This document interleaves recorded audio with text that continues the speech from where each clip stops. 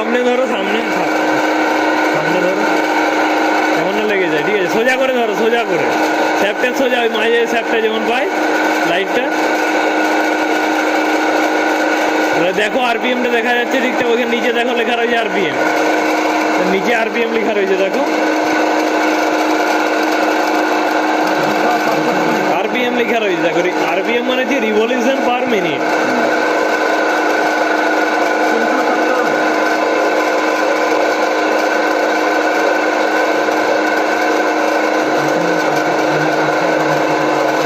অন্য কেউ দেখো আরো।